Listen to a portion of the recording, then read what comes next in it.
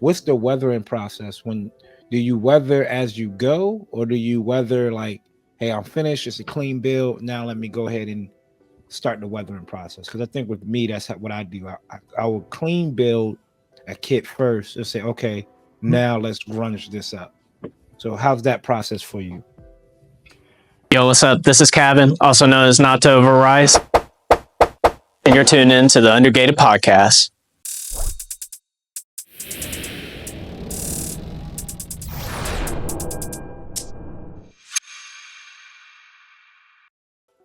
What is going on, everybody? Another week, another Wednesday down, 168 hours down, 168 more hours to go to the next episode of the Undergated Podcast. But until then, you have us. I am Coop at It's Coop on Instagram. I have the homie CD, Chloe's dad, and GXT. He's going by, also known as Gunpla Tesseract, also known as Austin. So a lot of more flavors for Austin if y'all want to call him GXT, Gunpla Tesseract, or even Austin. We three come together every week to give you the Undergated Podcast, presented to you by the Undergated Network, where everything between Gundam, anime, life, books, movies, all that in between, we give it to you for about an hour and a half, 2 hours. So we appreciate everybody who tuned in. I know it's early. It's early, CD. It's been a while. Work with me here, CD. Work with me here. I appreciate everybody who tuned in recently. All the love and support. We appreciate it. The Plomo event was a couple of weeks ago by now. And last week we talked about the aftermath of the Plomo event. So if you missed that episode, this is what you missed. Right to say that. I want to knock this out in 2 weeks. Where these guys over here putting months and months and months into it. So make sure. Scary hours, man. Yeah, make sure you come out to next year's Plomo event, because it's just going to get bigger. More people in the community is going to show up, and it's just going to be an event. And George, by the way, the one who made that Pat Labor, he also made some decals. So anybody who shows up and signs up gets a free decal sheet. And that's what you missed on last week's episode. So make sure y'all go check that out. And again, shout out to the homie Grips, Chris, Vulcan, whatever y'all want to call them, throwing on that event. That event is going to be huge next year, and I can't wait. What I can't wait for is the event after that, Plomo 2026. And speaking of Plomo 2024, 2025, 2026, we have a guest with us today. His work is amazing. Seen it in person, seen it online. Y'all seen his stuff before. When I say he was at the Plomo event, he was at Odio. I think at this point, everywhere he goes, he's winning chips if he's not first place. So That's the champ. the champ. So we're gonna bring him in. We have the homie NATO over Rice with us today, joining us. Guys, what's happening? The champ is here. Man, when NATO over Rice steps in, you got to know second or third. That's it. That's what you're fighting for. You either fight for second or third, depending on his best paint, best Maquet, best 144. You stepping on it. You're stepping on second and third place, because first place might already be wrapped up, and best in show might already be wrapped up. So, man, I'm glad to have you. Glad to have you aboard, man. Be able to sit down and talk, pick your brain about some things, and get people a little bit more knowledge about how you pronounce it. Machine Krieger, right? Is that how you say it? Machine Krieger? Yeah, Machine and Krieger, MAK, Maquet. There's a bunch of different ways that people like say it and stuff. Bet. SF3D, if you want to be like old school, I guess. Oh yes, sci-fi 3D. Look at that. All right, well look. We're going to talk a little bit more into it, so make sure y'all stay around and stay tuned. Get your pencils, get your notepads, because you're going back to school, back to basics with this one. But of course, before we get started, as I'm ready always, to go. Right, the greetings. NATO, big dog, how's your week been, man? Man, it's been good. Right after Plomo, I had to go back to work that day, but the rest of the week I had off. It was chill. Enjoying my long weekend, pretty much. There you go. I can't blame you. Man. Work for me felt so strenuous and so heavy all week. Yep. And I only did like 4 days. I was off that Monday. Tuesday, full 8-hour day. Wednesday, we had meet and greet with the kids, teachers. So I took off a few hours for that. And then Thursday and Friday, all felt. And I got a 5-day work week headed in right now. So Oh yeah, kids just started back school. Is that Yep. right? Yep. Y'all just Yep. started back? Okay, yeah. How's Yep, it been yep. so far for him? Ours start back at this point. When this drops, they're going to be 2 days in. Okay. Ours I But- think are already been like a couple weeks. at And this just point. like that, they just have 4-day work weekend, 4-day weekend. Yeah. Because they turn around and they give them Friday off, and then they have Labor Day off. So at this point, hey, lucky to be Can a we kid. just get a full week? Well, he doesn't start school until the 4th, so she's still kicking it for another 2 weeks. What about you, CD? How's your work week? How's everything? Yeah, work it felt long as hell. I just came back off 2 back-to-back trips. I was in Vegas the weekend before last, and then Plamo. So saying work felt like the hardest days of my life this past week. 11 o'clock hit, and I'm like, damn, I still got another 6 hours of work left. And I actually had to really work this week. A lot of meetings and stuff. So it's been strenuous, but this weekend, just finished up some last minute school shopping. The girls raked me over the coals. Like I said, I was gone the last 2 weeks, and they took me out back this weekend and ran my check to the ground. That's all I'm gonna say. There was a lot of shopping, a lot of money spent on them since I've been out of town this last week. So That bank account just Plummeted. Nike walk store, straight up. JD Sports, nails, dinner, pink, Hair. fun house, bro. I'm just looking at my wallet. Walk straight up there. Was give me that wallet, Daddy. Yeah, that's how it went, literally. Like, oh, you're here this weekend? Running Yeah. that. So I'm in a financial crisis. So, But but other than that, it's been good, man. It's been good. Austin, you? My week has been absolutely okay. It's been fine. Yep, it's been pretty all right. Work was all right. It was easy. We'll take it. Yeah, I'll Hey, take it. perfect. Yeah. I'll take neutral all day. Heck yeah, dude! I was sitting there thinking, all right, something's gonna blow up, something's gonna fall apart. Nope, just completely fine. Sure, some like random stuff came up, but we just took care of it, and then we were done. Like, okay, bye. There you go. Here you go. Glad to hear that, Austin.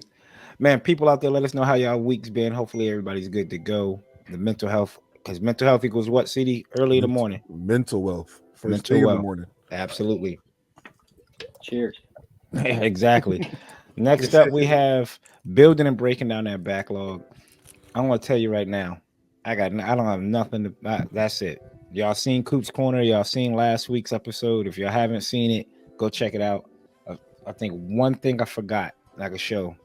I forgot to show this on Coop's Corner. When I was at the Gundam place, I did pick up one of these. I haven't picked up one of these in a minute.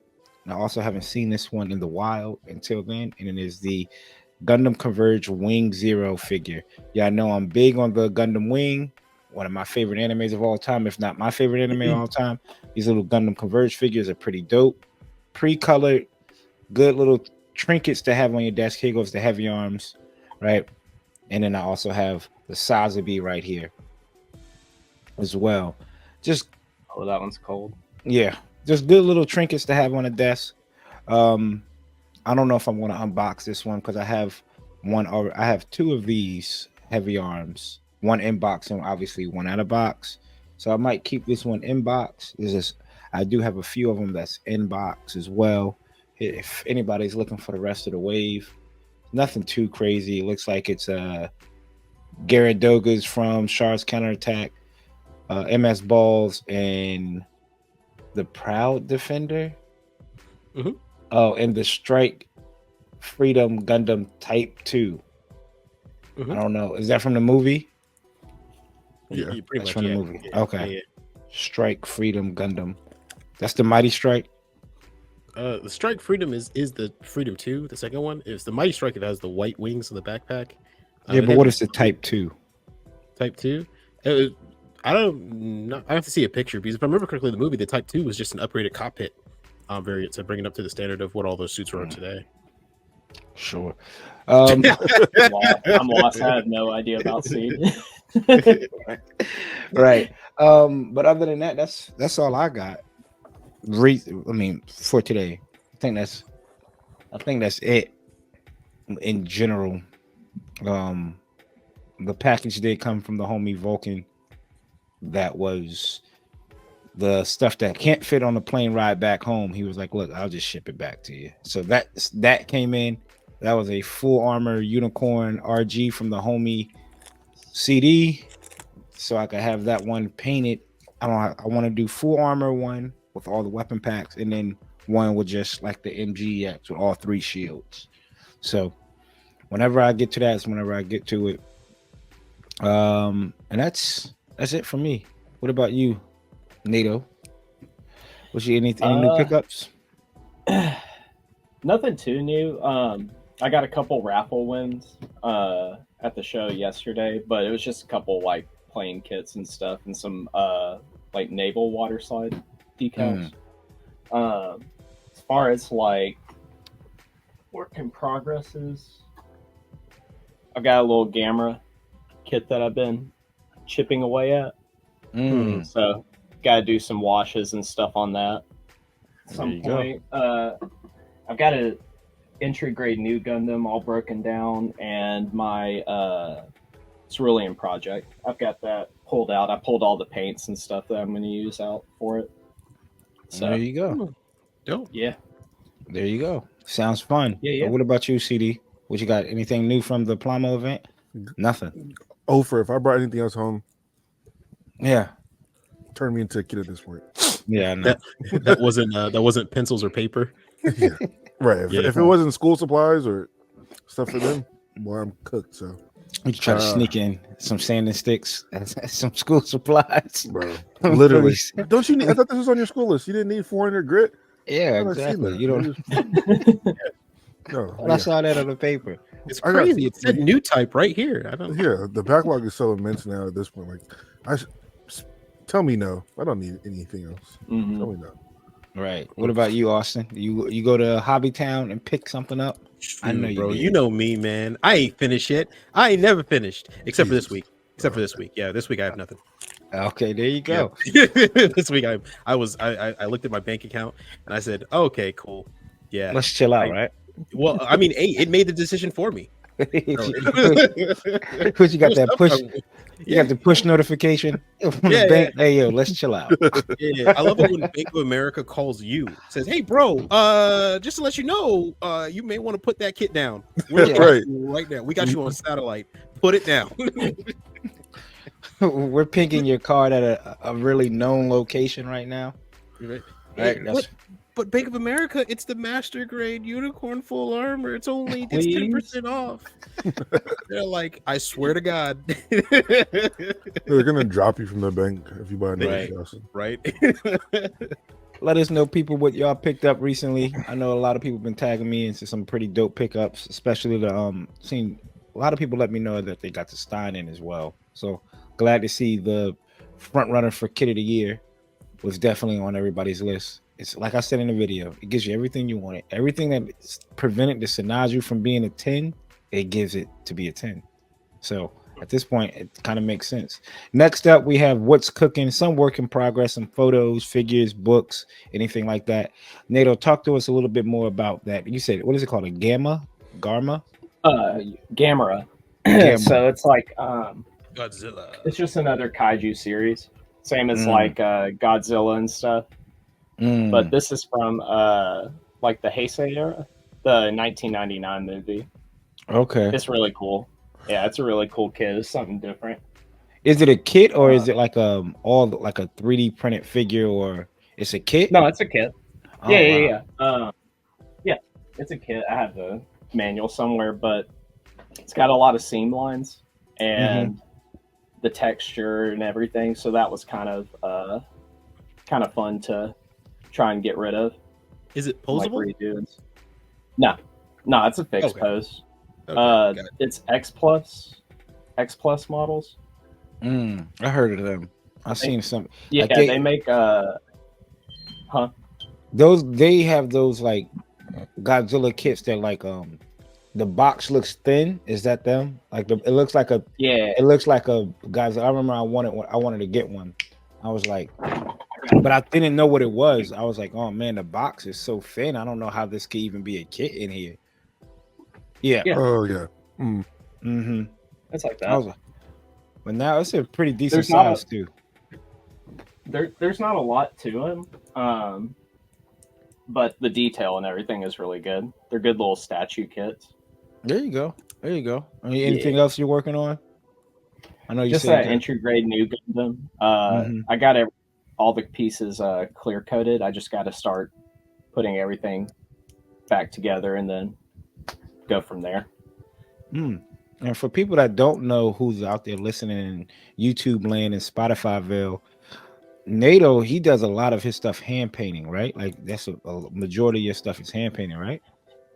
Yeah, like the first few years that I got into painting kits, I didn't have an airbrush or the space or like stuff like that for it. So eventually I discovered like machining Krieger stuff. Mm-hmm. And I was like, oh, cool, hand painting, sweet. I can do that. And I just got obsessed with that for a long time, hand painting lacquers and stuff like that. I do airbrush now, though. I got an airbrush, and a lot of my kits now I'm kind of mixing the finishes with. So we got a best of both worlds. I mean, like all three. We got people that have been airbrushing with like CD and I.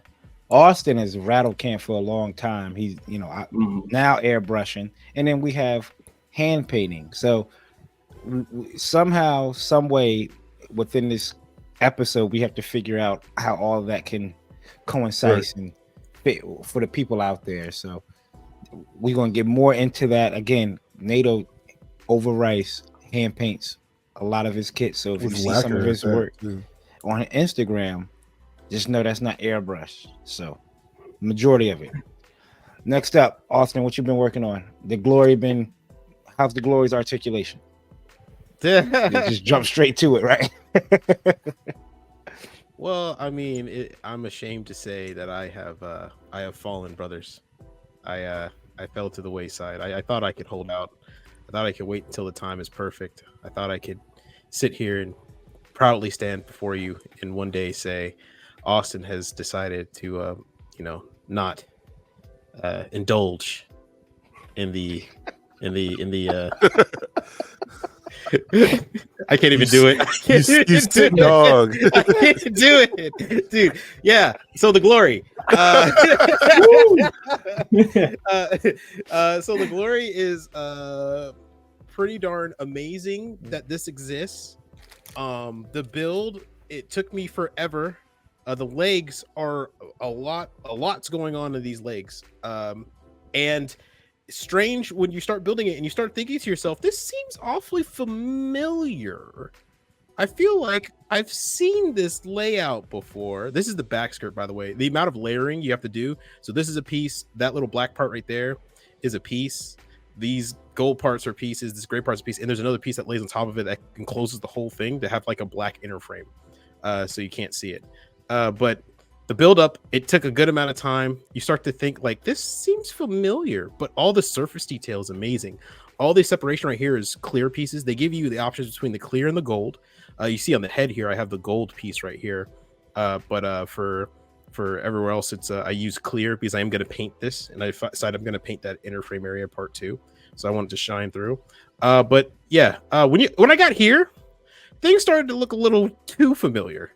For those inclined to the Master Grade Strike or any of the inner frames from the Seed Master Grade 2.0 remaster kits, this joint, this level, and this kneecap are the same exact piece.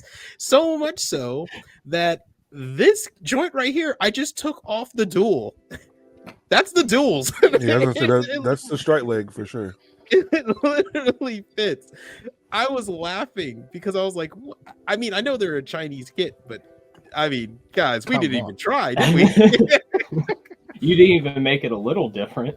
We didn't even, yeah, they said it's a one, instead of a 1/100, it's 199.9999 scale.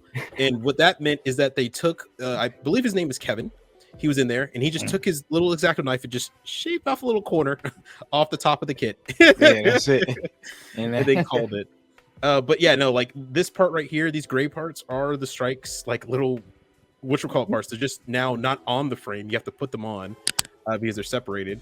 But yeah, and also some part fitment. So some weird stuff. I started to realize because some parts don't fit perfectly. They have either a little bit of a side up and down, or they don't squeeze perfectly together. I ended up having to file and cut down some of the these hole marks on the other side, and file down some pieces until they were completely flat, and then glue them together to get rid of their separation. Of course, if I want to paint this part, that means more masking, more time. But I mean, if I want to get rid of the line, I got to get rid of the line. And altogether, here it is. It is awfully detailed. I have not built the backpack yet. I fell asleep. So this is pretty much the kit. Total build time to get to this stage took 6.5 hours. Is it good? Is it worth painting? Like, is it something you like, oh man, I can't, too many pieces, I can't do it. Oh brother, you know me. There's no such thing as too many pieces. Well, RG for y'all. Y'all sit there and talk about RGs. As your RGs is too many pieces. So I want to paint mine. I want to paint my glory because I have the thing for it, the pre-cut masking tape, right? So is it going to be difficult to paint this thing? With the pre-cut masking tape, no. The pre-cut masking tape is going to save you a crap ton of time. Depending on what color, depending if you want to do like multiple custom colors or not, or something like that. But no, the pre-cut masking tape is going to save you a crap ton of time. It is worth painting, just working sections, dude, because there's a lot of parts in the arms and the shoulders alone. I think it's like 1, 2, 3, 4, 5, 6, 7, 8, 9, 10, 11, 12, 13, 14, something beyond close to 20 parts. But like these little black vent right here on top, this thing that has like little heat sink, that is a separate piece, and that is about this small. So the amount of small pieces in here are actually not as many as you would think. There are some, like, see this gray part here on the cheek, that's a separate piece. For those listening on Spotify, just go and look up pictures of the glory. Anytime you see a gray part on the face or on the top of the shoulders, it's a little piece, or right here the front skirt, this is a separate piece. Don't worry, because Austin will post these somewhere on the Undergated page. We'll make sure of it, people. Oh yeah, definitely. But all in all, it's not a bad kit. I like it. There are some, like I said, there's alignment issues and fitting issues as kind of expected. If you zoom in here in the knee, if you look at here, one of my main issues is the knee here leans slightly to the left. As you can see, it should be covering that little slit there, this little slit right here. If you zoom over to the right knee, you have the same issue. It should be covering this hole, but it slants itself to the left. And I kept thinking maybe I built it wrong. I took it apart. I sanded down some pieces. I filed some pieces. No, it's just the way that it's made with that little hook inside there. And yes, it's not the duals hook. I took the dual hook out and used the actual one that came in the box. But yeah, there's that little tiny part there. There's also some tiny fitment issues on the feet. They won't close completely. Maybe that's the look of them, the way they're supposed to look. I'm not 100% sure. I don't think it, but here's an even better picture of where you're looking at the knee straight on. The kneecap should be covering this hole, but it is not. It is leaned over to the left. So I don't know how to fix that. I don't know whether to add claw plate to push it over, to sand down the other side, to delete some parts. I'm not like it's going to be stuck right there. It sounds like that's just going to be its life. I'm just gonna have to, get some tarp or something, cover it whenever I go to events, and people won't be able to see it. Yeah, that's going to be that. And then also I was working on one other kit. As you guys know, I was modifying. I was modifying the Lilin Reaper. I said so last week. She is finished. She's got her tail on now. Right, so there's the tail. The tail is posable and also becomes a sword she can hold. But all of her weapons are finished now too. So now the scythe is finished. It's got a little nice shine to it and everything like that. Nice. So that's done. And then there was one other Gundam, but that's not really. We'll skip that one. Yeah, so that's it. That's about it. Wait, did I show you guys the Impulse with the Freedom Arms? Yeah, last week. Mhm. Yeah. I did. Okay, good. All right, yeah. So I'm done. There I'm you officially done. What I'm about super you, done. CD? Nothing. I was going to start on the Zeta Plus. I actually took everything out of the bag, so just runners in the box ready to go. But I sat there and I was like, man, I told myself wait to September.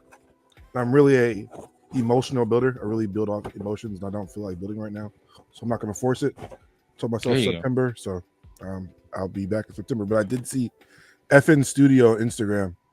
He did this to his, and I Yeah. was like, that should inspire the hell out of me. So I know I will come back with this with a vengeance. But until then, That's it. There you go. Let us know, people, what y'all been working on, what y'all been cooking, books, anime, movies, TV shows. I did watch. Do want to let y'all know this. As I look over there, we did sit down and watch. I probably haven't seen this improperly since I was like 2-3 years old. damn. Beetlejuice, Oh, the first one. the first one, terrible movie. I know What? it's the same thing. Yeah, it's a terrible movie. What? Don't let the nostalgia. Don't let the. It's a terrible movie. No, I like bro. movies. Beetlejuice is great. I watch I'm it, sitting like, up there. yearly. I'm sitting up there trying to figure out. Yo, we're about 25-30 minutes in, and I haven't seen Beetlejuice yet. I'm like, yo, what's It's going on? it's a build-up. Yeah, Right, damn. I mean, I feel you. I feel Go you. straight to the bullshit. But you watch Iron Man. You got first 30 minutes. He's walking out with the Iron Man. Okay, it's starting to make sense. At this point, I don't know what's going on in Beetlejuice. Oh, I that saw hurts. like a serpent come out of the sand. I'm like, yo, what is this about? I'm like, the name was spelt wrong. I don't know if it's really like Beetlejuice, like a beetle and juice. It was like Beetle Goose. I don't know what it was going on. Isn't it German? Is Beetlejuice I- German? I forget. I have I'm no not sure. clue. But I'm going down I can't remember where it comes from. late 80s, early 90s. It now falls into cult classic, and it falls into there with the movie The I Crow. don't even So, think that's a cult classic. I think it was a good movie. Yeah, it was Yeah. successful. It had like a cartoon series afterwards. yeah, I remember the cartoon series, It's and I'm sitting back thinking Yeah. I'm like, yo, is this based off the cartoon? I kept asking my girls, is this based off the cartoon? No, this came out before the cartoon. I said, wait, what? To be fair, maybe the story don't hold up as much, but like everything else in that movie is like practical effects. Everything is Yeah. like The practical effects at that time. it's worth watching the movie for that. I think. Yeah, I give it for the practical effects at the time, but I'm like trying to understand the story. I'm like, yo, how does this big guy see ghosts or don't see ghosts? How does she see ghosts? And like, I'm all over the place. I'm all over. It didn't make sense. There was like, why were they stuck in the attic? Like, why were the family stuck in the attic? Like, they just up there, and then they're ghosts. I mean, they could walk around the whole house freely if they wanted to, but they remain stuck in the attic for whatever reason. Like, if they come out of the attic, they might be seen. It was completely confusing. So, So you just gave that shit an F. That's what it sounded yeah. like. Michael Keaton, Jesus. Keaton, you picked it up right at Batman, and the Vulture. So, and the Founder was pretty good too. If y'all ever get the McDonald's movie. But next up we have what's Are you new. sure? I feel like you're gonna watch it and be like, We have what's where's new. the McDonald's logo? It made sense though. I Where's seen Ronald? next up we have what's new. What's some new things that's being put out there in the kit world? Shout out to Gunpla Nerd on Instagram. The honorary member. He doesn't know it, or they don't know it, but they are.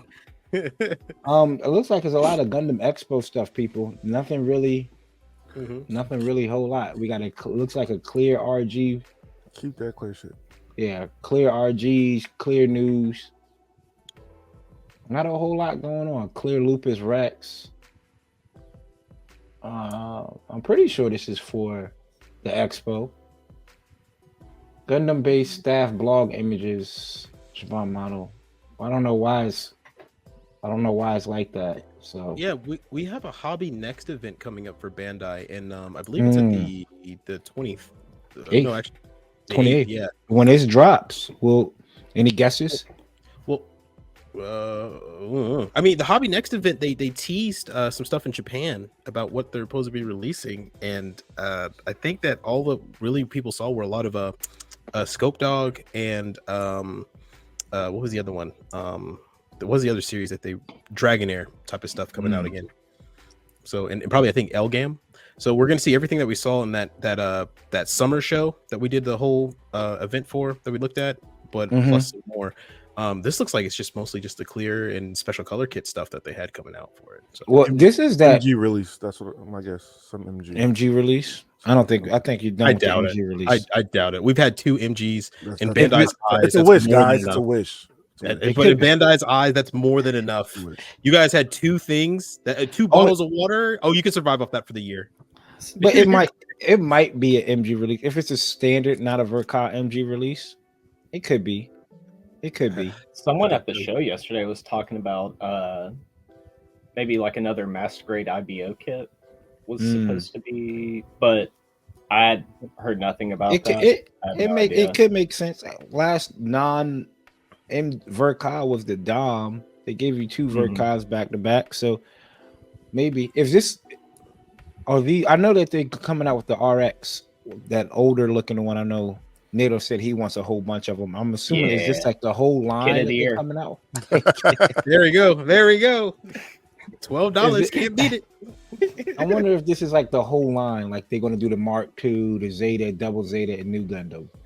That would be pretty cool. I'd be really stoked. Classic line. Yeah. I would have to get it for the box. Same. The box art is crazy. What you about to ask those old kits? Mm-hmm. Those old kits. Nado, would you hand paint any all these or just straight build them? The like actual old ones from like the 80s. Yeah, because they all require hand painting, and I figured that would be right up your alley. Yeah, I'd probably just paint them like a figure or something. But the new ones are all like part separated and stuff like that. They look really interesting. Yeah. I will send you the kits. I just want the box. Oh yeah, true. Send them my way. Yeah, I'll send them to you. We got to figure out standard of who, Austin. Who is this? Oh, this is Pretty Derby, dude. Don't ask me to tell the names. You know I can't pronounce them. Silence Suzaka. It's no Suzuka. Yeah. Figure out standards. Hey, the one name I can pronounce. There you go. Oh, that's cool. There you go. That's right up your alley, man. This is Gundam base release HG Draken E. This is for that we talked about this. This is for that this comes with the GM sniper. I guess this is like his helper. But it's like this big. Yep. So it's a high grade model kit of it. Yeah, and like if you see Char's counterattack when Bright is inside like those little workers and they sneak into access to set the mines, that's essentially what he's piloting is one of these. This is like the in atmosphere or colony worker version of it. Okay. Yeah, that's really cool. Do a lot. Go ahead. Was this in? That was just the only movie it was in. Was Char's counterattack? You saw like an updated version of it in Unicorn. Yeah, I remember that one. Yeah, But does this for this to come? The reason why I'm asking it, for this to come with the GM Sniper 2, you would think this was in War in the Pocket. Mm-hmm. Probably. I mean, it probably was in some place. There's some somebody shape or already form. painted it. Wow. But yeah, it looks like Bandai's Machine and Krieger. Right. Yeah. They're like, you know what? We got something for them. But yeah, that's about it. Everything else clear kits. These look like maybe could be from looking at this and then going acrylic stands. Maybe you could get these and pose them with your kits. Some acrylic stands. These are some prizes. That'd be pretty dope. That would be pretty dope if you do a full build of one of those kits and you have the acrylic stand like on the stand with it at a show and showing the box art where it came from. That's great. At the Plamo. Yeah, dude did that with the GM Sniper. Mm-hmm. That would be pretty dope. But that's all we have for what's new. So we're excited to see at least the Gundam event coming to Richmond as well. So There's also an online Gundam event happening in Japan, I believe, next week as well. Hobby Next, I think it's called. So a lot more. So everybody, a lot more new stuff might be announced. So if you're broke now, I'm so sorry. That stuff comes out in March though, so don't worry about it. That's like Yeah, January to March release, so you have some time to recoup your funds. Some time to recoup the funds. Yeah. I have no funds to recoup, my guy. Same. Yeah, I'll be living off water and rice. Yeah. or NATO over rice. You living off NATO, go fund me. Awesome. It's healthy. Yeah, there you go. Yeah, you got an extra bedroom, NATO? I might be having to be chilling with you, brother. Come on down. Come on down. Alrighty, yeah, I'm already there. Live in the spray booth. Live in the spray booth. Next up, we have Hold That Thought. Right, this is where we talk about break up the monotony a little bit. Anything kind of crazy happening in the world today, man. People, I was riding around listening to ESPN radio the other day, and they had a segment kind of similar to this, right? Breaking up the monotony of sports, and I heard that a fast food chain is starting a streaming service. I heard that too. Chick-fil-A is starting their own streaming service with original shows. I Why? don't know how I feel about a Chick-fil-A produced show. What the fuck, bro? You know? I can see it now, man. You got one of those raunchy ones where you're just the girl and the guy, and it's called Thigh or Wing. I'm assuming it's going to be. I'm assuming it's probably going to be close to the Hallmark Channel as possibly could. Yeah, I want to do it right. I mean, I went over to Chick-fil-A the other day. 8 count chicken nuggets with fries and a drink. $10.19. Oh, $10.19. $30.95.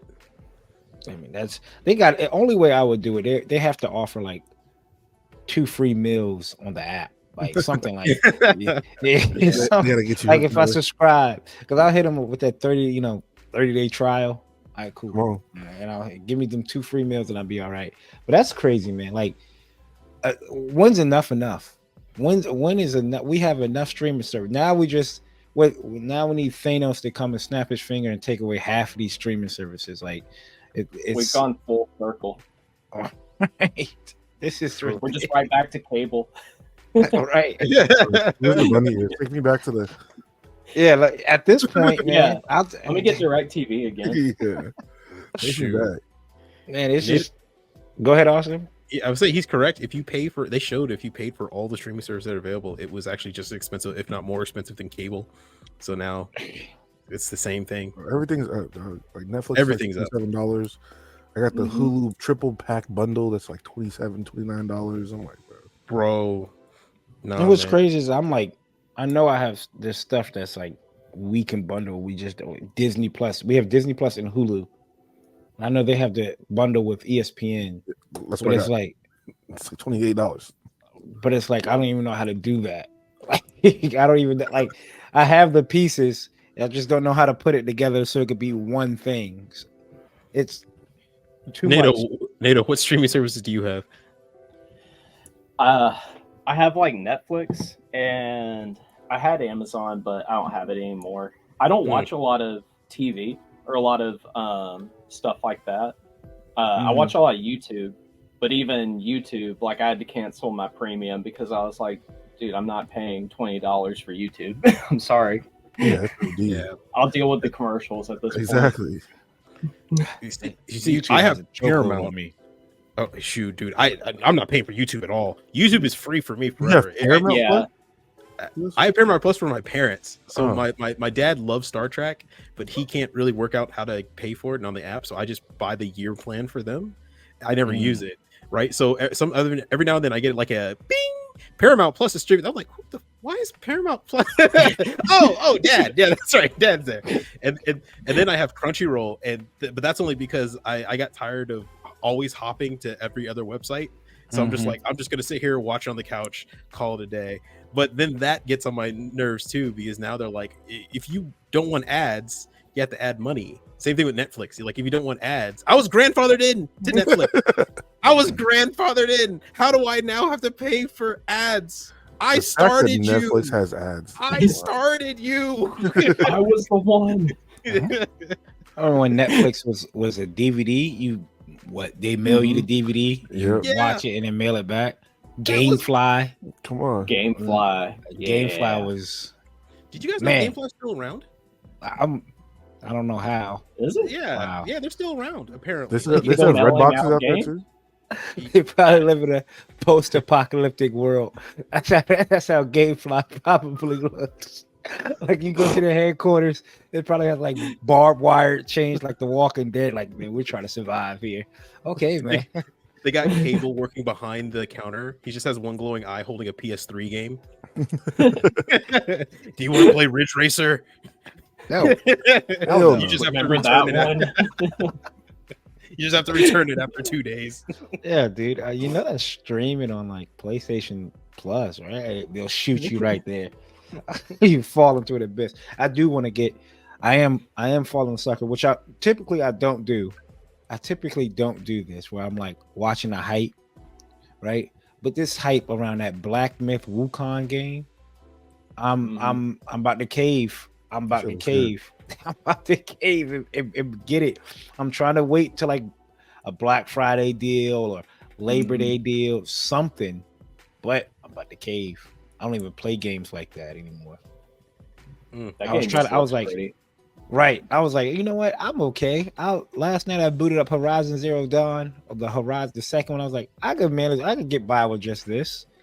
It's like not hitting the same. I guess that's a lot of DVDs based on this game too, at the Nimbus. Yeah, because I went to pick up some Chinese food one day, right? And I had like I think I had like my my Dragon Ball Z pullover like hoodie, and the lady was like laughing. She was like, "Oh, you know what that means?" I said, "No, I don't." It was this emblem. I was like, she was like, "Oh, that means Monkey King, Son Goku, Monkey King." I said, "Oh, okay." And then I saw that, and then I saw a Black Myth trailer with him flying pretty much Nimbus with the pole, and I was like, "Oh yeah, y'all got me. I'm hooked. I'm just waiting. I can see it. I can see Cooper buying a PC so he can get the mods that turn the character into Goku. That'd be awesome. Into Goku. So you just see Goku just speaking Chinese. You're just like, and he's sitting there like, yeah, this is it. It does have me wanting to go back and just watch Dragon Ball. You know, just when he has. If you go back and watch like the early Dragon Ball, you can see like where the similarities, like where the characters like are derived from and stuff. It's worth going back. I'm telling you, I started it. I was like, maybe sometime last year. I was like, oh, let me go back and watch Dragon Ball. It wasn't hitting the same, but I might go back and watch it. Side note, man, Akira Toriyama left too soon. The Olympics, they were showing the intros and the exits for everybody, all the athletes. Everybody was doing an either anime pose or the Kamehameha blast.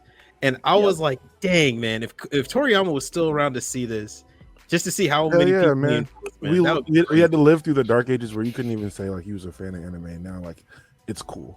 Like, now you can go out there and have like Yu-Gi-Oh cards all throughout your and no one's blinking. So sick. Like back then they'd be like, yeah, exactly. A closet anime fan. I'd be like, I teared up when I saw that a little bit. I was like, thank you. And he even had like a little interview about it. Like somebody interviewed him, was like, "You saw you had your cards on you." He was like, "Oh yeah, the Blue Eyes White Dragon girl was like, oh, like what's the significance behind it?" He was like, "If you know, you know." Yeah. I mean, Noah Lyles all throughout. did the same thing. Yeah, exactly. He was like, "Oh, I just got my room comp because the lady remembered me pulling out my cards, my Yu-Gi-Oh cards." There you go. It works that way too. It works that way too. So let's hold that thought. Let us know, people, what y'all getting that Chick-fil-A? Y'all getting that Chick-fil-A streaming service? We had a cyber attack at our airport, and it's delayed us flight 7 hours up here. So that was yesterday. Damn. So I'm glad that wasn't last week because I would have been hurt if I was delayed. You know, like 6 hours coming home, 7 hours. That would have really set me off. Dang, that would have Sheesh. sucked. So cyber attack. They are getting heavy. They are getting heavy. Man, next up we have Creators Corner, where we give out some dope, shout out some dope builders out there. And obviously with this segment, this special, we have kind of like a homegrown Creators Corner here. We have NATO Over Rice. Make sure y'all follow him on Instagram. Again, NATO Over Rice. This is where we're going to kind of deep dive into his upbringing. Tell us a little bit more about yourself, big dog, and figure out, let us know about this. What is it? Machine Make. I'm just gonna call it Make, because I haven't seen it until you bought it to ODO, and after that, it's taken off, man. I mean, it's taken off. Yeah, you're probably at this point, I think the grandfather. It's probably like the second biggest right now. Mm-hmm. So talk to us, man. What got you into building? Were you building as a kid? Was Gundam like always your thing as a kid as well, or how did you get into this hobby? Yeah, like I built like when Toonami stuff like that was coming out. Gundam Wing, obviously, G Gundam. I bought all the figures and stuff at like Toys R Us. There was like one comic book store that had some kits, so I built some of the like non-grade 144 scale ones, and built a lot of Legos. Actually, I was super into Lego when I was a kid too. And then growing up, fell out of the hobby. Started skateboarding. And I've been doing that for like 20 years at this point.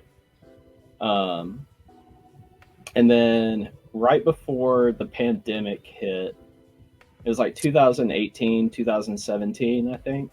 Mm-hmm. I started watching 8th MS Team.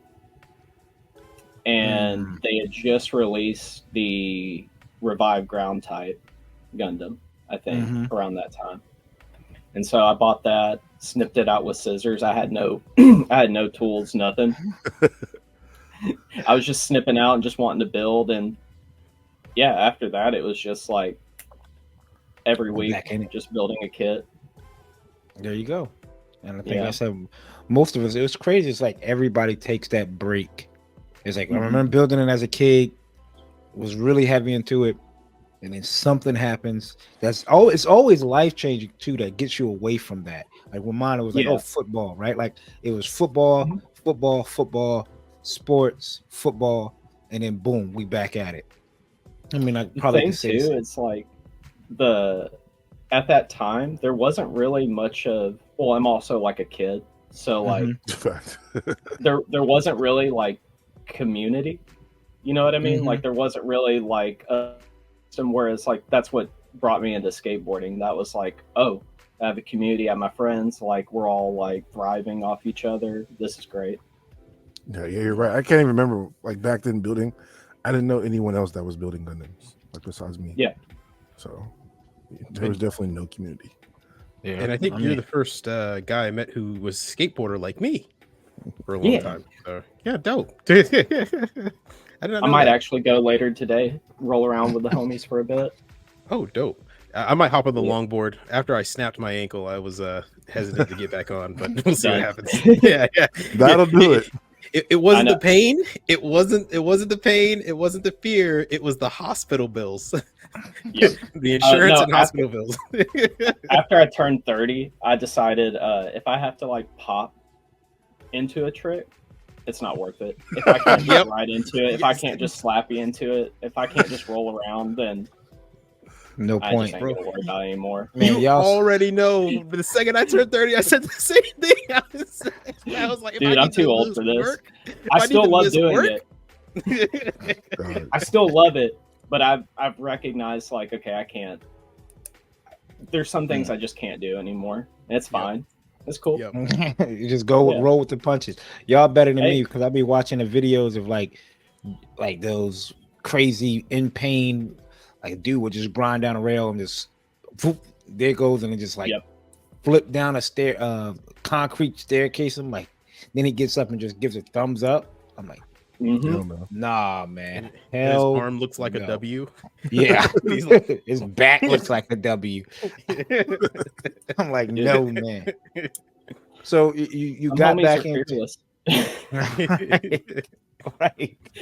We got back in 2017, 2018, and then what got you down the road of painting? Like, what was the like? Hey, I'm gonna start. Obviously, like everybody else, probably progressing on one. Was it Instagram? Was it anything that made you go, you know what, I need my stuff to start looking like that? Probably just watching like a lot of YouTube and stuff. Before, I didn't have like an Instagram when I first started like back building and stuff. That was just kind of like my private thing that I was just doing in my spare time. But yeah, just what was the question again? Sorry, I started traveling off there for a second. Sorry, man. I was like thinking, I was like going in a whole bunch of different directions there. no, big dog. You get what was the like what got you into like at least painting the kits? Because everybody started, like for me, inspiration to take the inspiration, right? Because we all like, oh, we get a kit, we're happy with it, especially in the first early stages, and then we see something on Instagram saying, I got to get it there, and then boom, you know, that first step, priming and all that. What got you into at least painting? Oh, probably Lincoln Wright then. Seeing Lincoln Wright on YouTube, and anyone that doesn't know who Lincoln Wright is, he's basically like the Western ambassador for the MAK property.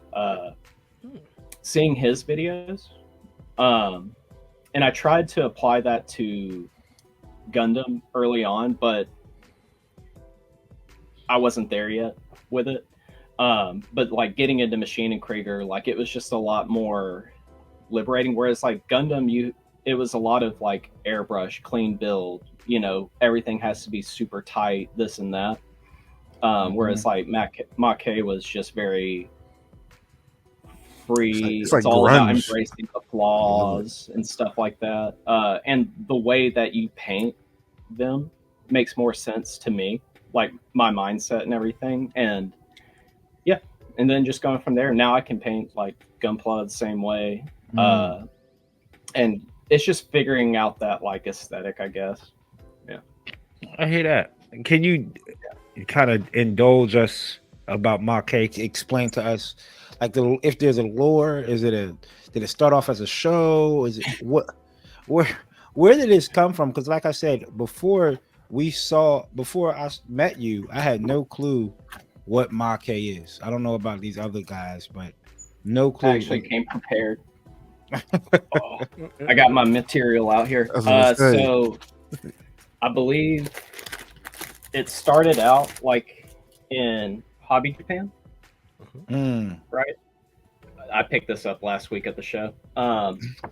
Yeah, it started out in Hobby Japan, just like a bunch of guys doing like, because Star Wars was really big at the time. So it was like all Star Wars kit bashing, what is it? Starship Troopers, like all that kind of stuff, like the power armor era, I guess. And so they were just making like kit bash models in here and telling like a little story through that.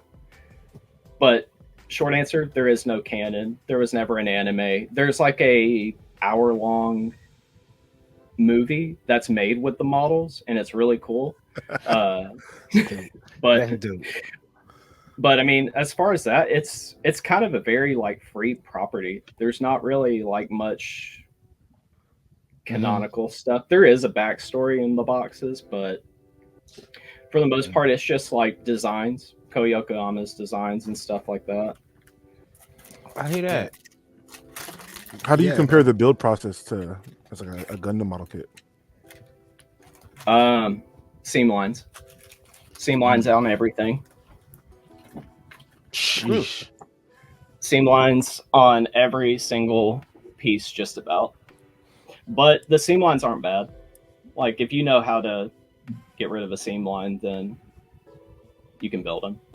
They're not bad. They can be a little intimidating if all you've built is like Bandai Gunpla kits, especially like new releases. It's a different vibe, different build, slower process, you know. Here you go. There you Almost go. like a 5-star story kit. Not that bad. No. No. Horror stories. There's a reason I only do those once every other year. Golly. You got something for him, Austin? No, I was gonna say, if I remember correctly, they it was literally just a bunch of kit bash stuff that they thought looked cool at 1st, Mhm. and then that just kept picking up steam. And the next thing you know, they have a line that was originally sold, I think even parts of it in magazine itself. So when you got the magazine, it would come like wrapped with like here's a special bonus, a Machine and Krieger type of thing. Yeah. That's pretty dope. What so that YouTube channel you watch, my bad. What was Link said his name? Lincoln? It's Paint on Plastic is the YouTube channel. Paint on Plastic. But Lincoln Wright's the guy who runs that, and he's like probably like the grandfather of all this for us Westerners and stuff. He's helped bring a lot of that stuff over to the English speaking world. Is that what got you into the Machine and Krieger? That channel? Like, yeah, that's pretty much what, like, I think I might have watched like a Zako Aurelius video where he reviewed one of the Mackay kits. And then I was like, oh, that's really cool. Like, it's all this like real bulbousy kind of like organic shaped mech. And then just went down the rabbit hole from there. Found Paint on Plastic, and just got obsessed with lacquers after that. Sheesh. Is that these Mackay kits? Do they come in different sizes like Gundam kits? Like they like master grade? I know it's not going to be considered master grade. Different scales. Yeah, they do scales. They come in usually like 1/35 or 1/20th. And then there's like some third-party resin kits that are like 1/76 scale. There's a guy who does metal miniatures for like a tabletop game that they've been developing. So there's kind of a bunch of different mixes and scales that you can mess around with. I like the 1/20th scale kits the most. They're a little bigger. You get a little bit more freedom with like the painting, weathering, and stuff that you can do on them. Gotcha. That's what's up. Yeah. Man. And again, we got NATO over Rice. Make sure y'all check him out on Instagram. We're talking about some Mackay hand painting. We about to dabble into as well. So when you hand paint, what's some good advice for people because hand painting is really intimidating, especially when you gone through the process of learning how to airbrush and learning the color theory and finally getting to a point. And to me, I feel like hand painting is its own avenue and its own, and it has its own learning curve, like airbrushing and like rattle canning. So it's kind of like you devote so much time. Like, hey, I spent 16 hours or 17 hours worth of learning in airbrushing. It has to be that amount of much time for hand painting, and same for rattle can. So it's intimidating. What's some things about like hand painting to help out somebody that might be intimidated? Because I'm intimidated. I want to get into it, but not like these guys. These guys will hand paint like details. I need to start doing stuff like that. So what's some advice about that? I mean, if you're painting with like lacquer paints, especially like hand brushing those, just touch. Like, take the brush and just kind of like touch it. Don't do like brush strokes. At least like the first couple layers, just kind of go around the piece and just touch random spots and build up your layers that way. That's probably the biggest tip that I can give when it comes to that. It's just learning how to apply the paint properly and like with the brush and stuff. Which lacquer paints are you using? I'm a Mr. Hobby guy. I love Mr. Color. And then I have some Gaia Notes paints. I have a few like Gaia Notes I picked up from Grips a while back. And I use those every once in a while. Those are probably the best. Those are some of the best paints I've used for hand brushing lacquers and stuff. Like, they're good. Yeah. And you can use the same thinner for all of them too. Yeah. So when you're hand painting, right? What's what's something that you might feel like, you know what, this is difficult, I want to stay away from it, or not stay away from it, but this is going to take up some time? Is it like the priming process? I'm assuming, do you rattle can like the primer on things like what's the hill that you have to cross?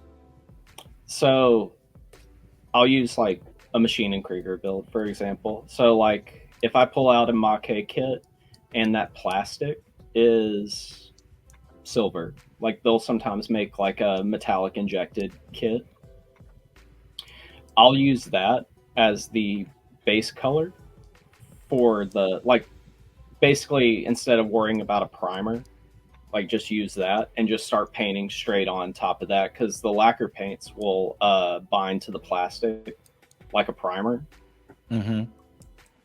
Yeah, that's all acrylic though. All my kits here recently have been like acrylic paints actually.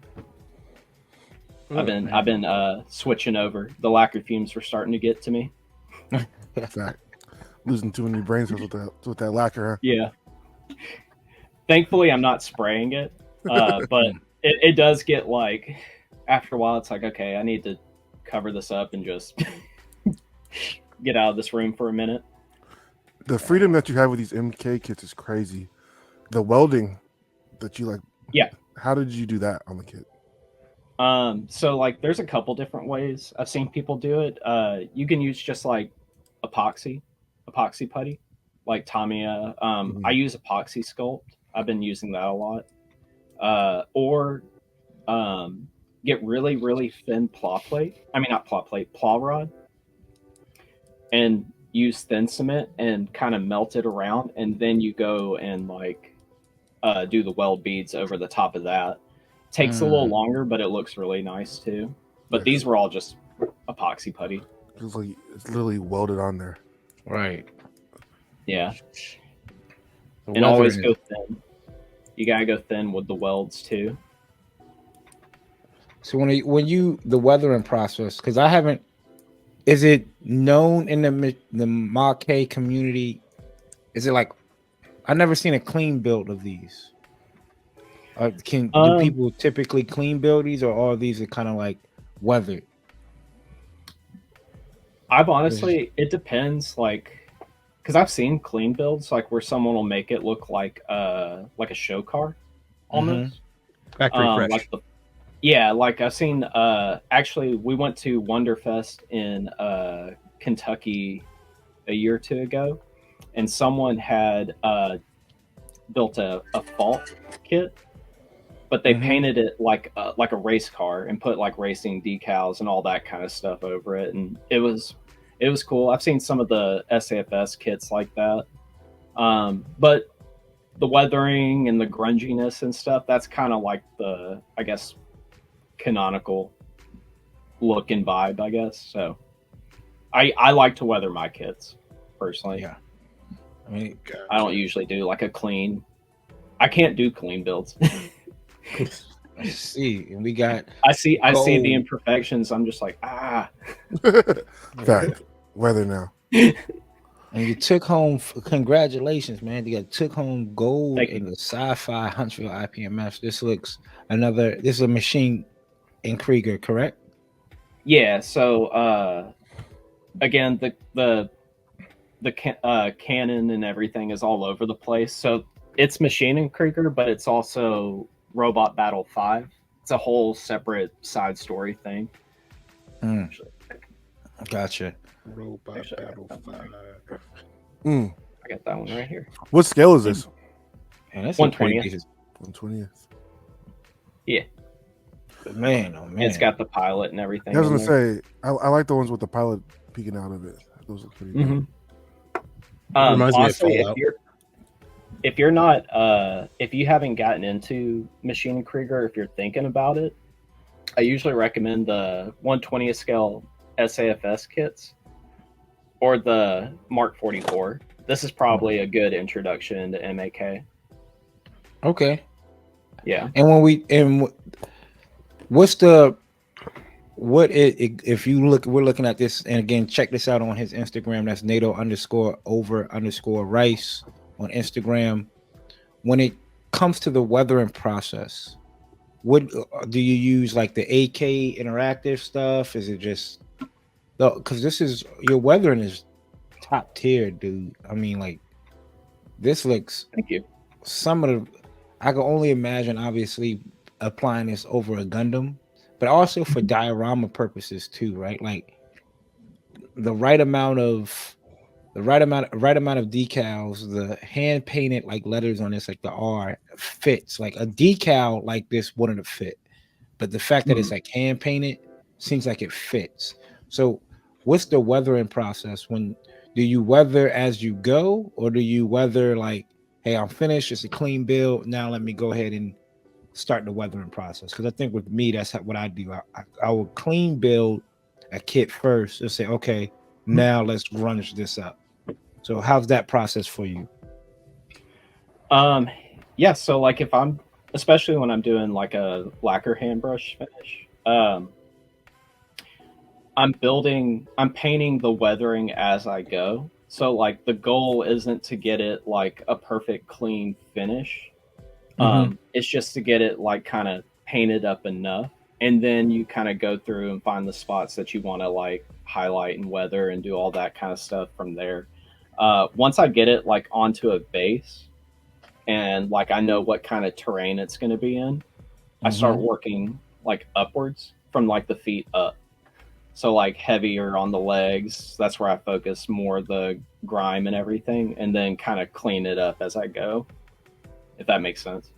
What's your favorite weathering technique that you use? I see like Oil wash. Oil wash. Gunk washes. Just it's easy. Just slather the pieces in oil enamel paint and then wipe it off. And then go from there. Yeah. That's usually like that's where I start. Like really focusing on the weathering. I do that, wipe it away, and then go from there. Sheesh. This is. They also have vehicles in MAK. I see this is almost like a tank. Yeah. Too. Yeah, that's like and that thing's 1/35 scale. It's huge. Jeez. But like they're AI like hover tanks. Yeah. But yeah, they got a bunch of vehicles. The vehicle builds are really cool too. They're challenging. Anyone that's got a Luna diver or has tried to put one of those together, it's nuts. Do you have to glue all these pieces on? There's a lot of like stuff hanging out the sides. Yeah. So like the bottom half, that's actually just two massive pieces, right? So that's not too bad. But you have all these tiny little details around back on the sides. Yeah. The turret's like 3 or 4 pieces. You have to get rid of the seams and stuff on. Jeez. And like the antennas AC unit, right? Like this AC unit right here. Is that on the kit, or did you glue this on? Like the railings and everything? Yeah, you have to glue all that. Wow. So is it kit a machine Krieger kit? I'm just thinking about this for Gundams, right? Like, could I buy a machine Krieger kit, take certain pieces like the railings, the AC units, and I could put those onto probably some Gundam kits and give it some more detail, some more realistic detail, man. If you ever have a chance, look up Makoto Kobayashi. Look up like his Gundam designs. Look up like Kondo's Gundam designs, and you'll see like it's kind of like the perfect blend of the two genres, I think. Where it's got that gritty, like kind of hard sci-fi look to a Gundam, and they look really cool. I don't know if you follow him. The guy that's on the O, by the way. Nato, it's HAF_Gunpla on Instagram. He does a lot of MK stuff. HAF_Gunpla. Oh yeah. So he's like, he's doing this crazy weird shit too. He's got crazy. He's been working on that. I've seen him working on that for a while now. His work's amazing. He actually is the one that like really like once I got into MAK, he was like the next person I saw that I was like, I want to do that. Yeah, he's talented for sure. Yeah, he's awesome. Man, oh man, this is something. And we got the Yeah. Oh yeah, the Bond. The showstopper. Yeah. So how'd you come up with that color scheme? Again, Makoto Kobayashi. If you've never watched like Dragon's Heaven, it's like an 80s anime. Highly recommend it. But his main mech from that, it's painted in like those colors and kind of that style. And so, yeah, that was kind of the tribute to him. And he's like one of the, I think he's the designer of the Bound Dock as well. Yeah, the Bound Dock, and a few other like Gundams and stuff. Yeah, his designs are always crazy. There was a anime that they made a long time ago that was like in the art style of Mobius. And he had That's what I'm talking about. Dragon's Heaven. Yep. Oh, duh. Yeah.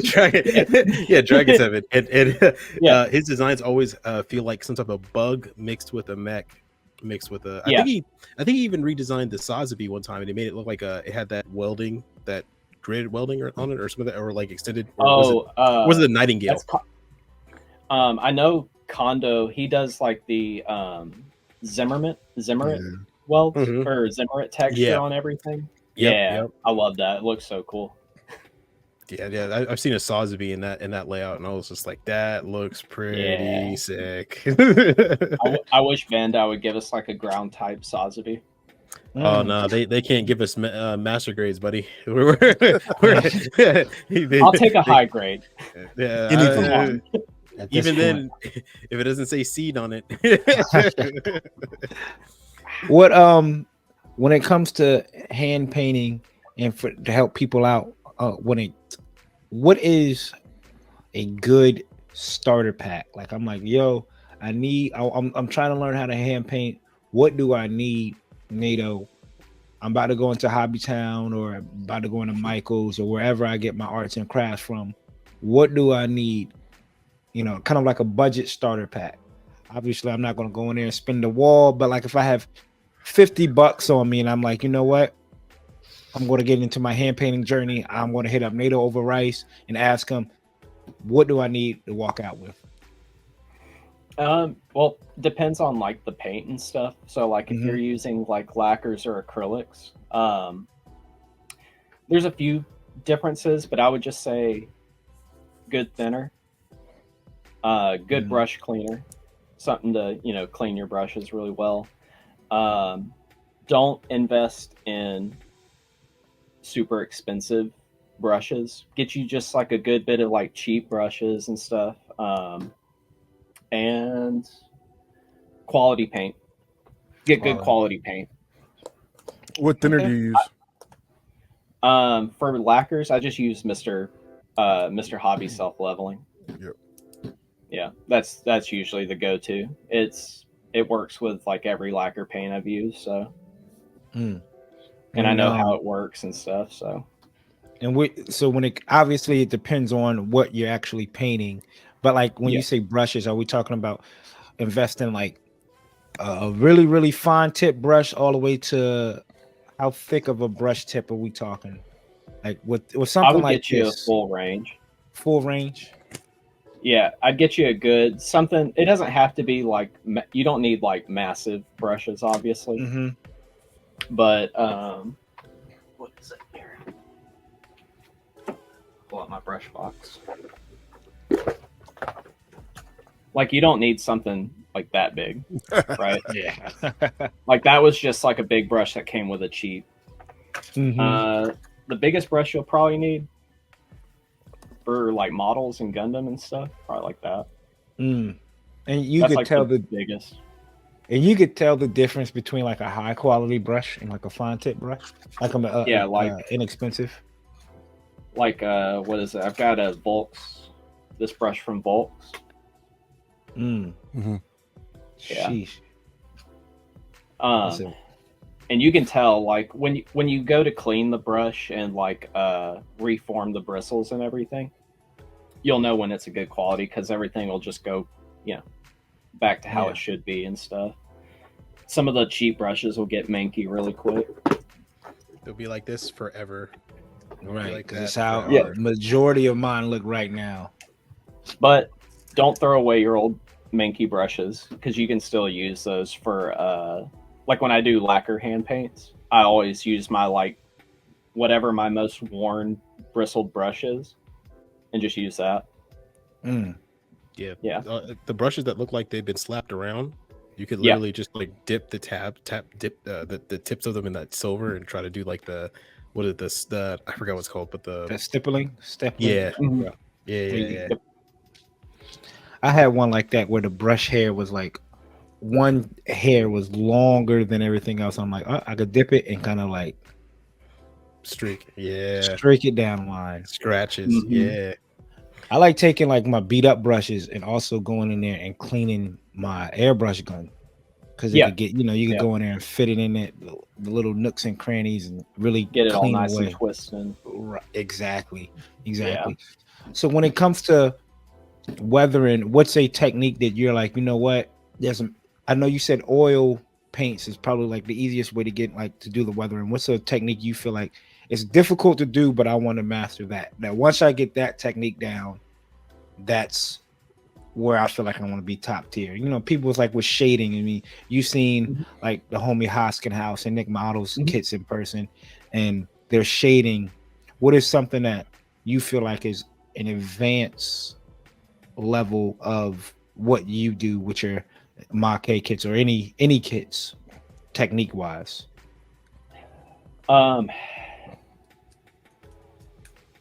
Honestly, it's probably the most basic thing that I'm trying to really tighten up with right now is like the chipping. Chipping is easy, but it's also there is like an art to it, I think, as well, and that's something that's like probably the thing I'm chasing the most is to figure out like how to do the chipping properly. Yeah, trying to make chipping look natural is not very easy. You a lot of people you'll get like what's called like a potato chip, where it's just like that big blob on there. So like I'll go around, I'll do like some random sponging, and then I'll try to go back through and like tighten up with other colors and stuff like that through the chipping. And that's probably like the one thing I think me and like most people really need to work on with our weathering is just like the chipping, because everything else is kind of like up to interpretation. You know what I mean? That's true too. That's true too. You can always I know there's even differences between when you do chipping of aluminum and chipping of concrete are going to be two different chippings, and you can always just say, if you did a chipping concrete armor on a machine and you say, oh well, his armor has added concrete armor, which so they did in some tanks in World War II, right? So you could tell the difference and say that, and then there's some that are like, no, it's all just brushed aluminum, and they'll be so trying to work the techniques out between both of those are pretty difficult. I would ask you, what was your favorite Machine and Krieger kit to work on though? That I've actually built and painted and everything. This one was really fun. This one's actually really special. My fiance made the bird. And it was like one of our first kits that we worked on together. Okay. Yeah. So this one has like a real special place in my heart. Okay. Most important ones are the ones you build together. Yeah. That's dope. She makes really awesome birds. That's why I'm marrying her. Hey, she has to bring something to the table. Yeah, I know, right? Is there a grail kit for Maquet that's out there that you're like, yo, once I get my hands on this? I think everybody has that grail kit in Gunpla wise, but Maquet, is there one, like a sought after one from everybody? Or even just yours in opinion wise? Honestly, any of the Wonderfest like resin kits, or actually, for me personally, and I'm gonna assume for a lot of people, the 1/6 scale vinyl kits. If you can find those for like less than $600, pull the trigger. Golly. And 1/6 scale, I mean, that would be a pretty decent size. Yeah, figure, man. It'd be huge. It has to be perfect grade size. Yeah, they're pretty big. I've seen them. I have a book where they work on one of them, and they just look really cool. Like it'd just be nice to have like something that big from Make to work on. This is what I need from you. You gonna come if you come up for ODO. I need to see one of these like Make kits paired with the Scope Dog. I feel like that's probably the closest Bandai is going to get to a Make kit is those Scope Dog kits, and that those something I don't know the scaling, but that would be a sick diorama, almost kind of like because like those aren't really. I wouldn't even know if I consider the Scope Dog like a mech. It's more like a power armor. Because they're not big. Like the Scope Dogs aren't big like in universe. Yeah. Yeah. I mean they're bigger than Make suits, but they're not like huge or anything. I think Bandai, what was it? Was it a 30-minute mission kit that they came out with? But I saw it and I was like, that's literally Bandai's SAFS kit. It was like a little round, like 30-minute mission kit, I think. We start to notice a lot of Bandai is like, well, they're just trying to chase whatever they can. Is it something like this, right? Ooh. Yeah. 59. Yeesh. Ladies and gentlemen, we are looking at the Macaw 1/6 super armored fighting suit, and it's 1/6 scale. And it does look like a 1/6 scale. It's pretty big. Yep. A lot of detail and on there's it, not going to be a lot of articulation stuff, but that's that's one of the rad things about the old kits is they all came with like mixed media parts and stuff. Oh, so they would come with, like I have one of the old Nito kits still, and it comes with springs, brass rod, copper rod, wires, all the stuff you need. Wow. Brass rod and wiring? Dope. Because you run wiring through like some of the parts, like the back of the feet and stuff. Yeah, those have like cables and stuff that you add in. For somebody that's looking at this again, if you're watching on YouTube, listening to Spotify, we're looking at one of these 1/6 scale Machine Krieger. It looks like it's all one color suit. What is like if you doing it at this point, you look at this, what is the time process? If you're like, you know what, realistically, I could get this out of box and where I wanted it to be in how long? A week, 2 weeks? Obviously, depending on your schedule. Yeah, depending on my work schedule, like if it's my short week that I work. So I've never worked with soft vinyl, so I'm not 100% sure. But I mean, as long as the cleanup process isn't too bad, I mean, I could probably have it started painting by the end of that week. I think, like primed and like actually getting like the colors built up and stuff. Maybe. I don't know. You turn these kits out pretty quick. Like, what's the average time you think you spend on one? I mean, as long as like I'm still kind of vibing with it and I'm really like into it, that motivation's going. I mean, week and a half, maybe week or two, depending on like work and like all other life stuff going on. Like, yeah, I mean, I'm never making like super in-depth projects, I don't think. So it's like I can turn stuff out pretty quickly. My brain lost it for a second because I thought this said NATO right here at the bottom. Yeah, and I was like, well, like you already own this? Nah, that's the old '80s kit manufacturer, Nito. Gotcha. Yeah, they're not around anymore, but gotcha. Was that some inspiration for the name NATO? You took the words right out of my mouth. Awesome. So my name, it's natto, and natto is like fermented soybeans, and it's like a traditional like Japanese food. I genuinely like it. Smells terrible. Looks absolutely disgusting. Really good for you. You're not missing out if you don't like it, though. you either like it or you don't like it. There's no in between. Yeah. And over rice. And there's also you either like it, you don't like it, and your partner permits you to eat it. Thankfully, my fiance loves it too. When I first went out there and hung out with her and stuff, we stopped by one of the Asian markets, and she tried some, and now she's like addicted to it. There you go. Match made in heaven. I know. Perfect. Man. If y'all two both like NATO, just go ahead and link up. Go ahead. Yep. Just go ahead. Y'all are it. Man, again, that's Natto over rice on Instagram.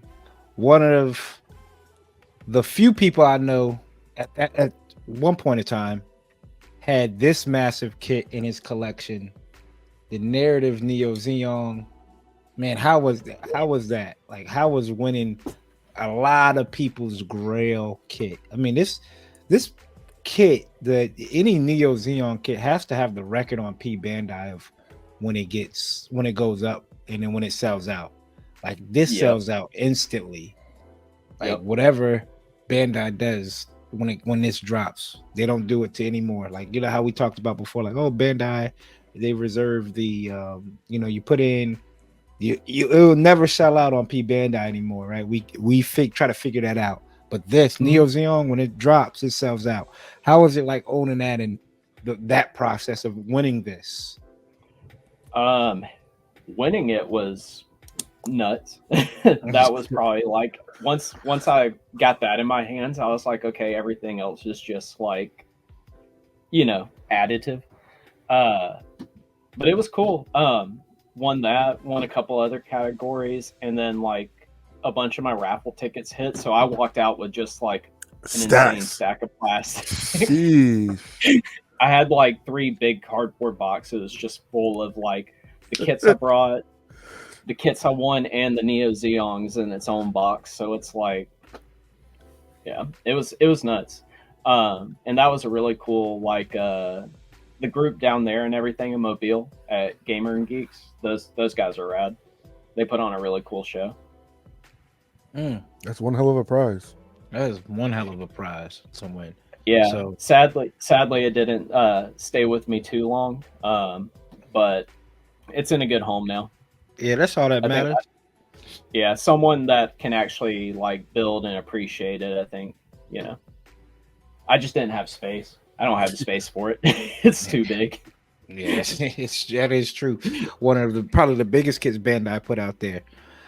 So let's do some pretty fun questions here. We going Make or Gunpla if you can only build one? If I can only build one? Yeah, if you can only build Make. Make all day. Make all day.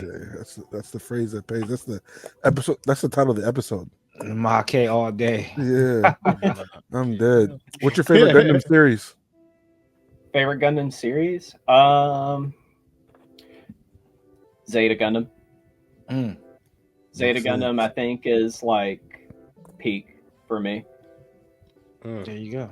What you got for him, Austin? Yeah. If you were to retire today, what would be the last kit you would want to build? If I could get my hands on it, the 1/20th scale Oscar kit from Machine and Krieger. It's another hover tank. Kind of build. There we go. Let's see. You said 1/20th scale Oscar. And when you said Oscar, for a second, I thought about the World War II fighter, the Japanese fighter. And I was like, oh, okay. And then you said tank, Emma Krieger. I was like, I don't know why I thought anything different. I don't know why I thought. I think the funnest part, too, about the MAK kits is figuring out which part is from what kit. So, like, the Luna Diver, if you ever look at the shields on the side, it's a car door. It's just a car door. I opened up, I have a Porsche, like a 1/20th scale Porsche kit that I opened up and I looked, I was like, huh, that looks familiar. Oh, it's literally just the car door without the handles. That's being innovative, man. That's thinking outside the box. Hey, No, that's the recycle. cool part. Everything's like recycled, like, or they use like yogurt bottles as like a fuselage, or Oh, like wow. the exhaust is like a yogurt bottle, and like stuff like that's just really cool. Oh wow. Hey man, Them that's Eastern that. modelers for you. Yeah, that's the Yeah. engineering minds. Yep. They can find and build anything out of anything, man. Yeah, I don't think I have the eyes like that. it's definitely it's cool. It's just something to kind of, when you're looking over the stuff, to kind of be like, oh, I know what that's from. Oh, I had that kit with that piece. Oh, See, I would be looking at that thinking, was it cherry? Was it banana flavored? Was it buttercream yeah. pie? Yeah, What's when it your comes, go ahead. go ahead, CD. Go ahead. What's your least favorite part of the process? Is it Mm.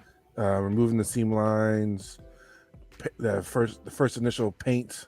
Do you have a least favorite part, or do you just enjoy the whole process, start to finish? Least favorite part, probably just cleaning off nubs. Mm. That can That's be it? just my hand after a while sanding and stuff. I'm just like, do my wrist. I bought one of those. It's like an electric sander, like the Mr. Hobby one. Oh yeah. Yeah. So that helps out every once in a while. But no, once I actually can start gluing and putting stuff together, that's when I get really into the kit. And I'm like, oh yeah, let's do this. Look at that. Look at that glue line. Yep. Let's knock this shit out. Are you a competitor, like when it comes to these competitions? Is it something like, you know what, when it comes to a competition, if it's local, far, I want to try to get to it to compete? Or you just like enjoy the time, like you go to a build up, meet the people, and just enjoy the time? Now, obviously you could do both, but do you always plan, like, I think me, like what I do is like, I'm like, man, there's a competition around the corner, I gotta get ready, I gotta try to leave with something, right? And then you get people that's like, you know what, I'm just going to have a good time. Which side are you on? Because I see you go to a lot of competitions and you win a lot, but you also go out of your way to have a good time as well. So which side is it? 50-50? Is it 60-40? It's definitely majority where, like, I'm just going to participate with the, like, my boys, my bros, you know, and ladies and stuff like that. I'm trying to just hang out and be a part of the community. Like, none of my stuff, like, I've ever painted or built. Like, even now, like, even if I know I'm going to a show, it's never for, like, this has got to win. It's just like, this is the vision I have in my head. This is what I want to put out. And, like, if people vibe with it, then cool. If not, hey, I still like it. But, but yeah, none of my stuff's never been like, this is for winning, you know? Gotcha. It's just like, oh, y'all like it. Cool. Oh shit! I just walked away with 4 golds. That's what it seems like. Cool. Sweet. And I think that, and I don't know. I'm not the most, like, competitive, I guess. I mean, don't get me wrong, I love to, like, joke around and stuff like that, and, like, be, you know, like that sometimes. But, like, in all seriousness, no, I don't. It's just for fun, you know. At the end of the day, it's just for fun, hanging out, meeting cool people, and, you know, and indulging in our hobby. Hell yeah. Yeah. I think at this point, do you feel like? Oh, go ahead, Austin. My fault. Go ahead. No. Go ahead. I was just agreeing. I was gonna say, when it comes to the Maquet, the Machine Krieger, do you feel, to me, and probably to the other two fellas as well, you're probably the face of the franchise and the community when it comes to this? I think, if anything, it all starts from you. I don't think I've seen Maquet stuff prior to meeting you. No, I mean, like, I don't know if, like, I don't think I could be called the face. I still have to give that up to Link. Link's the boy for that. But, like, I don't know. That's just kind of, I saw, like, all the homies doing, like, Gundam stuff, and it was just kind of like my way to find my own lane, kind of, you know what I mean? Like, it just is what kind of spoke to me a little bit more. And I still love Gundam. Like, obviously I'm painting a lot of Gunpla and stuff like that, but that was just kind of, yeah, I don't know. There Just you what go. spoke to me. Yeah. And that's all that matters. As long as it's speaking to you, it's natural. It's just like I said before you, I didn't see any mocking, not even on like my timeline. And it's just like, boom, met you, and then like every competition has mock case. Maybe I mean I went back and looked at like some of my older videos at ODO and at competitions, try to see if I recorded anything on the table that might have came close. I mean, I've seen like some sci-fi stuff, but I always attribute that to like movies, something dealing with a movie, Prometheus or whatever the case. But I didn't know if that was Marquet. But now meeting you is just like, this thing is really taking off when it comes to competitions. And I mean, look, we went to the Plamo event. It was a whole category, you know, for Marquet. So you're talking to Mr. Marquet right there. Right, exactly. I mean, seeing this stuff in person is dope, people. When it comes to competitions and really working on your craft as well, this is might be a lane that people, if you want to get into, definitely look more into it. Look more into it. It's not for me. I'm not saying it's not. It's just I'm not a big galactic like Star Trek, Star Wars. I know I like Gundam, obviously growing up, but when it comes to like Guardians of the Galaxy isn't my like favorite like Marvel movie. Like I wasn't a big fan of like even like the Titanfall games. So like the sci-fi stuff, but I've seen, like I said, once you met you, this stuff started populating, and it does pique my interest, especially when you make a post. Man, I'm at work, zooming all the way in, pinch zooming all the way in on your post. Like, man, how can I apply this to my builds? What is he doing? The weathering technique, the rusting around the edges here. Like, this is top tier stuff when it comes to weathering and getting those techniques down, man. So kudos to you for this. For real. Thank you. Yeah. I had another quick question for you. I noticed you do some painting as well. Is that another? What are other hobbies do you partake in besides, you know, just model making? So, I mean, I like art in general, and that's kind of like painting models and stuff was kind of like, this is my canvas. You know what I mean? Like, I like this as my canvas, but over time, I've started getting more and more into like traditional painting and stuff like that. So I bought a bunch of canvases, some oil paints and stuff like that, and I've just been kind of here and there going around making some different like photos. Oh, that was from like I had to like roll Mod Podges. Well, it was clipping from a magazine. I thought you painted that. I was like, oh wow. But I painted everything over it, but no. But then like just making little random stuff, doing different. This is for my mom. Her birthday's this month. Yeah. Hey, there we go. Did I see you send the painting to Hoskin House too? Was that right? Yeah. He asked if he could get a painting, so I was like, sure. Make you one. Yeah. I need one too. Commission work. I want a painting. I'm trying to have a. Sure. Hit me up. I'm always down to make stuff. Give me a reason to, be creative. Yeah. He needs something besides Gundam on the wall. I mean, man. Yeah. Exactly. Like, it and like you can kind of pull from like other places, like in the art world, to apply to your modeling. I think that's like going to art museums and looking at like 2D paintings, and then like seeing how you can transfer some of that to your 3D work. I don't know. That's what I like to do. No, it makes sense because you go and you can see how colors contrast. Man, I think now the more people get into the hobby and the more of the outside, and shout out to the homie Gunplay University, he told me this a long time ago. Once you start like really understanding the science and the art behind of painting and building, you can't you can't take your eyes off of it. And even like the homie Daniel Cunningham that was at the Plamo event, I mean, he posted a story on his Instagram of like the wirings on the plane, saying like, oh, that's a good idea. I mean, it's the same process. You go into an art museum or even now, like if I see a picture of the Statue of Liberty, I'm zooming in saying, what is it? What is the natural process here? Right? Like, so an art museum, these type of paintings, like I can look at this and go, man, I can see how these colors work, right? Orange, brown, red, and it works. So for sure, a process where it's like it could definitely be outside of Gunpla once you start focusing it, and once you see it, it's stuck. Once you see it, it's stuck. So exactly, absolutely, you're 100% right on that. What is your Grail Gunpla kit? Grail Gunpla kit? Oh, what is it? Oh, that's a hard one. It's going to be probably like one of the older kits.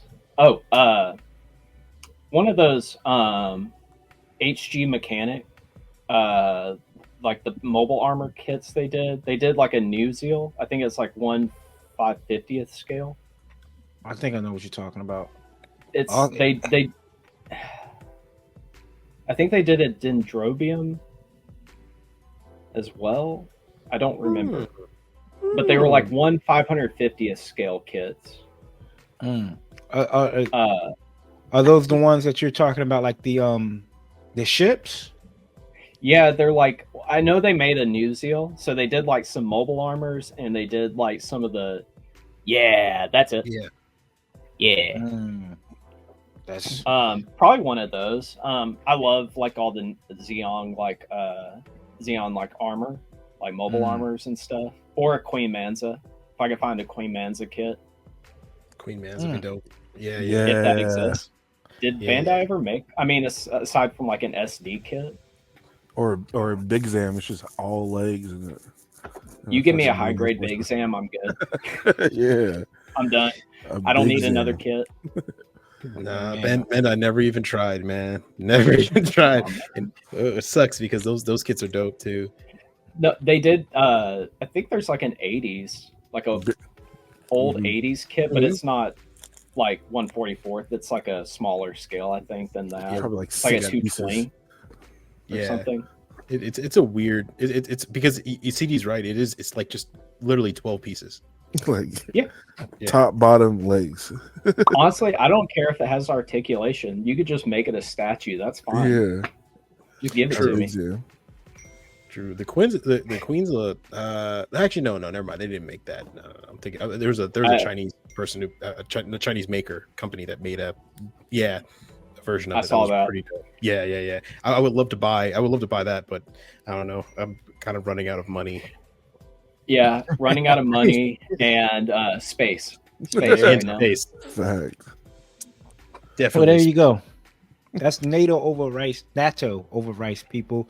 Yeah. He is part of Team Vulcan as well. So we want to give a shout out to Volk, man. He does a whole lot. Vulcan Hobbies does a whole lot for us. I mean, without Vulcan Hobby, man, we wouldn't even be able to meet NATO over rice. I mean, he bought Vulcan NATO up for ODO, and we can't wait for you to come back up, big dog, for real. I seriously, I don't think I'd be able to like do a lot of the stuff I've gotten to do over the past year or so, like without Chris at Grips or anything. Like that man's like holding it down for the culture and everything. So it's fact. Yeah, Absolutely. So, Austin, let people know where to get some kits from then. Well, they can get some kits from this little place that we I think we were just talking about them. Matter of fact, I think it's Vulcan Hobby. Yeah, there. Vulcan Hobby. Team Vulcan. Hey. Vulcan. Yeah, there we go. Get kits like the ones we talked about today, and some other Gunpla kits that you're looking for at vulcanhobby.com. Remember to use Undergate 10. That's Undergate 10 for 10% off CD. Yes, do you still have another giveaway, or do you want to talk about paint? No, we're on a break from giveaways right now because I have to ship stuff out, so it's more money I have to spend. Gotcha. But yes, lacquer paints. Nado was talking about lacquer painting paints, and I have a deal with SMS. Use code Chloe's Dad for some lacquer based paints, and you can be like NATO over there. I need to pick up some of those too, by the way. Yes. I've been meaning to hit those up. Come on, Chloe's Dad. They're airbrush ready too, right? Absolutely. Pour and go. Pour and go. Pour and go. Yeah. Pour and go is the only way to go. Pour on Go is the only way to go. Make life easy for yourself. Come on. Exactly. So shop with SMS. Use code Chloe's Dad. Absolutely. And to clean off some of your kits, use Coop 10 directly with gun primer. You get high quality, high end type of tools such as the razor, the glazer. They're coming out with another micro pen for the gritter for scribing or deepening out those panel lines. So make sure you use Coop 10 with gun primer directly with them to save you some coins, because we're all trying to save some coins. Well, that's what we're here for as well. We try to do our best to what we can for the community. I know a lot of people, 10%, but at the end of the day, you're saving some coins. It's a discount. Right? You're right. If you have $100 and I ask you for $10, you're going to be like, nah, I can't do it. No, exactly. So now you don't even want to give 10% of what you got. Come on now. Shoot. If you have $100, I'm getting that $100. Damn. There it is. Until next time, people, be kind, be honest, be grateful. Oh, what you got, Austin? NATO, can you tell people where they can see all your stuff? If you have anything besides Instagram? Oh yeah. That's right. Nah, really just Instagram right now. Not to overprice. That's where I'm putting all my stuff. Yeah. Okay, cool. Bye. Bye. No, that's go ahead, Coop. No, man, just be patient, be kind, be grateful, people. Life is too short. I thought about this the other day when I was sitting on the couch. I was like, yo, all arguments, all that bickering, all that hate, it's a waste of time. It's a waste of time. Don't hate, show love, be kindful, be great. That's 168 hours down since the last episode. 168 more to go to the next one. I'm Coop. Nata over Rice up there. Gunpla Tesseract, GXT, and CD. See y'all next week. Peace. Late.